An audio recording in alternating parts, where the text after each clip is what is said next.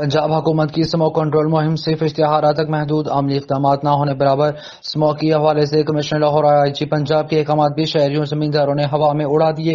फसलों की बाक़ियात को आग लगाकर धुआं बढ़ाने में अपना किरदार अदा करने लगे। मौसम सरमा की आमद के साथ ही स्मोक का खतरा बढ़ना शुरू हो जाता है, जिसके लिए हुकूमत पंजाब ने स्मोक के खिलाफ आगाही मुहिम शुरू कर रखी है और सुकून कंट्रोल करने के लिए टीमें तश्कील दी गई हैं।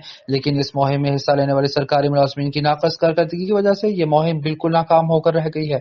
मांगा मंडी के नवाही इलाके शाम की भटिया की जमींदारों ने फसलों की बाकियात जलाना शुरू कर रखी हैं।